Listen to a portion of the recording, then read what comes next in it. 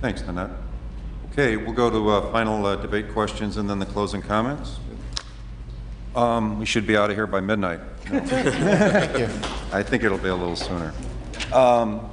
Anyway, next question has to do with a report, and you'll be able to download this report from this website, hbneighborhood.org. So this report is an LA County report, and it's LA County Department of Health. It came out in 2011, and if you go to this website, you can see the questions from 2011, and this report was in the debate also, and it's in this time. So anyway, the name of this report is Reducing Alcohol Harms in Los Angeles County, and it was done by the Department of Health. John Fielding is the director of it, and basically I'll just read really quickly off the press release. From this report, it included 117 communities within Los Angeles. The city of Los Angeles was divided up into city council districts, and basically they analyzed each community, and of course Hermosa Beach is inside Los Angeles County. And the lead quote that they have on their press release is, greater alcohol availability associated with increased violent crime, car crashes, and drinking-related deaths. I'll just read a quick sentence from Dr. Fielding. A high density of alcohol outlets increases alcohol consumption, motor vehicle crashes, alcohol-related hospital admissions, injury deaths, assaults, violent crimes, suicides, drinking and driving, child maltreatment, and neighborhood disturbances. And it basically says in Los Angeles County they found similar results. And the department that John Fielding heads is 4,000 employees and $750 million a year budget. Just real quickly, if you can imagine all the South Bay cities that touch the ocean. It starts with El Segundo, goes to Manhattan Beach, Hermosa, Redondo, and a little bit of Torrance, and then Rancho Palos Verdes and Palos Verdes. Those are 7 cities. Out of that, within this report, they ranked violent crime. And Hermosa Beach, within the report, ranked #1 within those 7 cities. Hermosa had double the rate of violent crime compared to Manhattan Beach. And then also, for instance, real quick on the alcohol outlet density, Hermosa has off-sale, which is restaurants and that type of off-sale ABC license. We had 4 times the density of Los Angeles County as a whole. Okay, here's the question. Do you believe the findings from the Reducing Alcohol Harms in Los Angeles County report regarding the relationship of alcohol out density to increased violent crime, car crashes, and drinking-related deaths in a city? Do you think Hermosa Beach has health-related impacts caused by too many alcohol outlets? And that would be for, where do I have it here? Okay, that'd be for Jeff.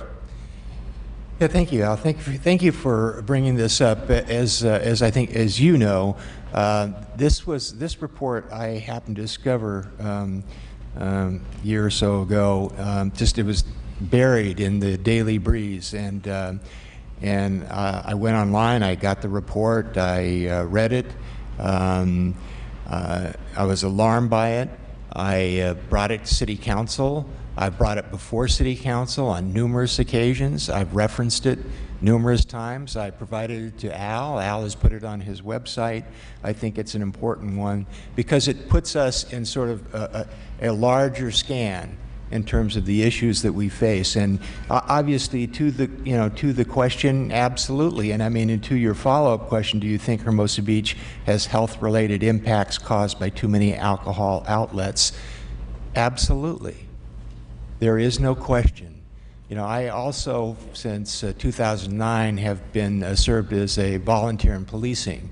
I spent a lot of time downtown, late at night, during holidays, and I can tell you, I have never seen more, the level of intoxication that we see down there in terms of alcohol poisoning, literally, where people are, just comatose and foaming at the mouth. It's unbelievable, and I've been in situations like that where we're waiting for the fire, for the paramedics to come and to interact, and have seen them take young people away, and we never know what the outcome is, and it's all due to what I call this concept of maxing out. I mean, it is epidemic in Hermosa Beach. I mean, you think of it, we max out when we build a house, we max out when we build a business, and if you're selling alcohol, we max out when we're going to sell alcohol. And so over-serving has been a consistent and constant problem in Hermosa Beach. It's never addressed. It's never addressed. You know, I can tell you, I can remember going down one time on New Year's Eve, walking to the pier head, and there were the police detail was standing there, and laid out on the beach were 4 people completely passed out. Now, I'm not faulting them, you know, for allowing that. You know, I mean, they weren't causing a problem, but I'm just saying we have not addressed this sufficiently. And I agree. We can look at crime and we say crime's down. We can say this. The fact of the matter is that if we don't get a handle on this over-serving, and what happens where we wipe our hands of responsibility when people leave here, we shove them in a cab and we send them on their way thinking they're going home, where they go 3 blocks later, get in their car and they're driving. Whose responsibility is that?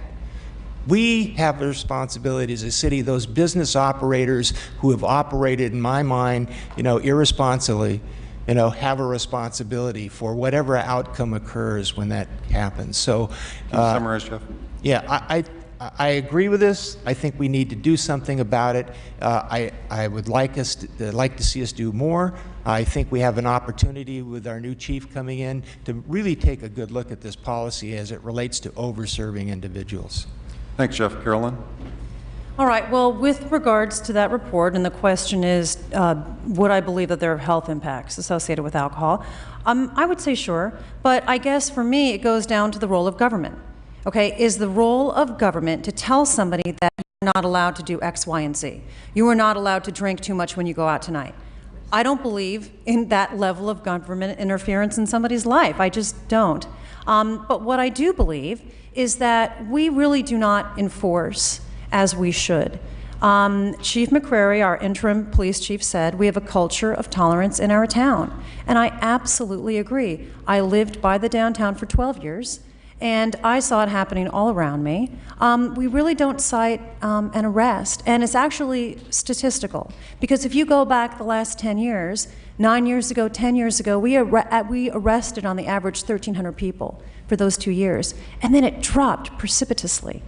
So we made the decision as a community that we were going to somewhat turn a blind eye to it. So this is available in our annual financial report, just so everybody knows. So when I first moved to Los Angeles 25 years ago, the word on the street was, if you were going to go out, if you were coming to Hermosa or Manhattan, you needed to behave. But I don't think anybody believes that's the case anymore in our town. People come, they just disrespect our town, and they're not arrested or cited. So as far as I'm concerned with regards to that report, we need to start enforcing the laws, and we need to start arresting and citing people, because the bigger picture here is if we want daytime business, if we want high-end hotels, you can't have somebody misbehaving at the doorstep of that hotel, because that patron will not come back. So we really need to get this under control. Thanks, Carolyn. Haney? Al, I think that the short answer to the question, do I believe in the results of this report? I don't have any reason to doubt the accuracy of this information. And as you probably know, I did read this report when it came out a couple of years ago, and I did address the issue before the City Council once or twice, and trying to emphasize the need for more control in this issue.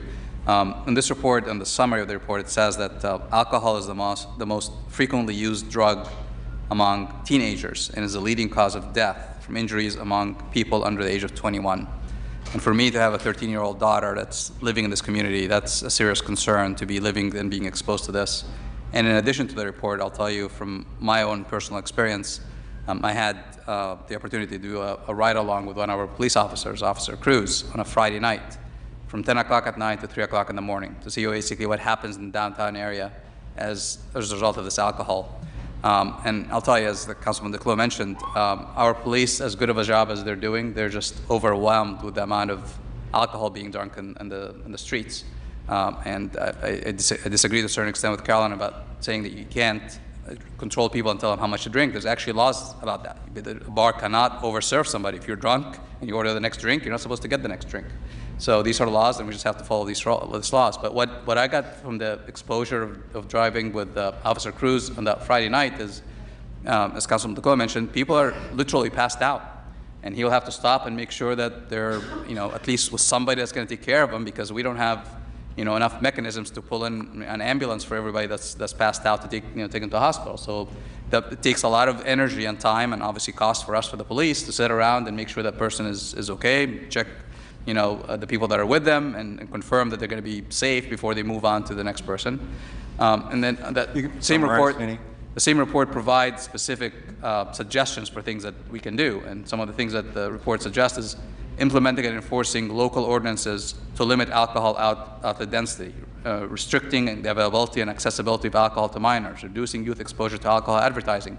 So basically there's things that the city can do, and one of the things that I'm sure the chief is aware of, the 50-50 rule, is making sure that people are eating at these restaurants, they're not out there drinking and doing shots all night long. So I think one of the things that we need to do to improve on the safety of our community is to make sure our rules are followed, and make sure that our police has the support that they need to make sure these rules are followed, and especially in the downtown area.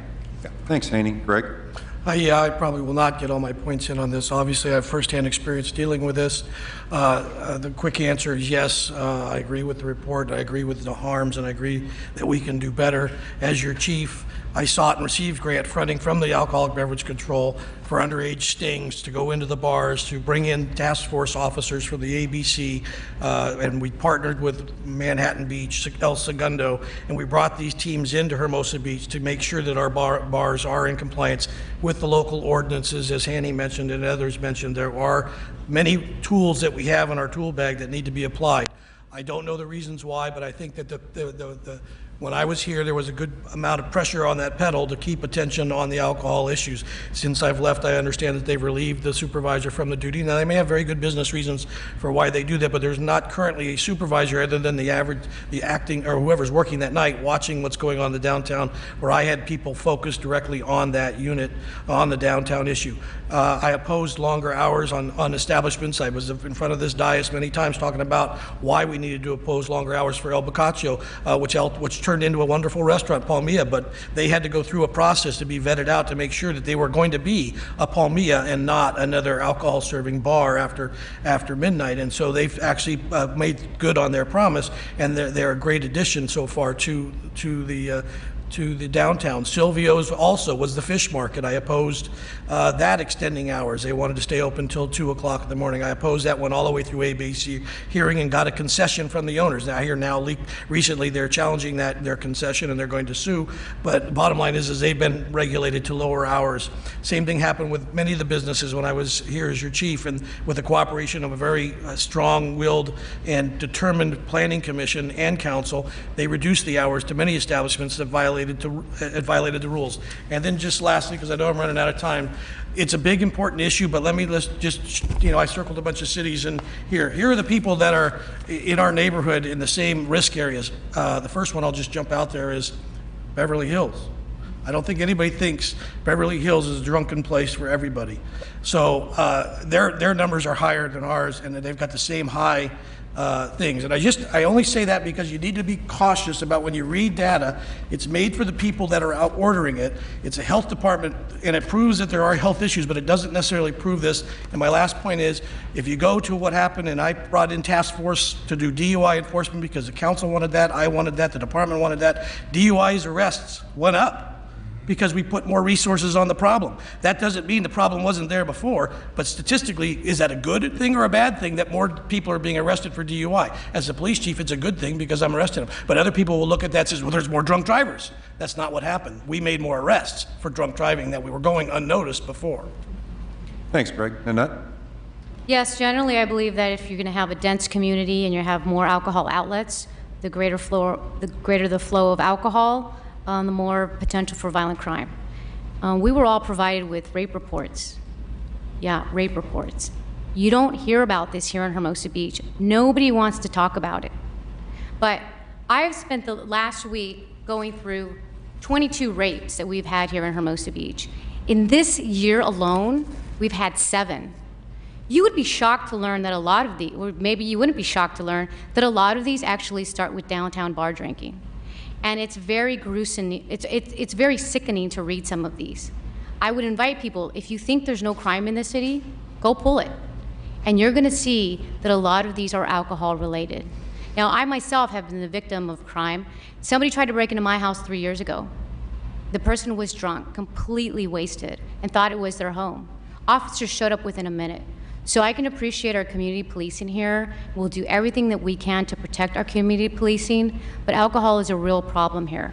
We need to do what we can to reduce the alcohol-related crime that we have, starting with enforcement, but don't be fooled into thinking that we don't have any crime here. It's the crime that you don't hear about. And if you don't think there is any, really, take a moment to read a couple of these. I mean, we had a woman who was walking the Strand. 2 guys put a bag over her head and raped her. And who's talking about this? When I had my interview the other day with the Easy Reader, I brought it up.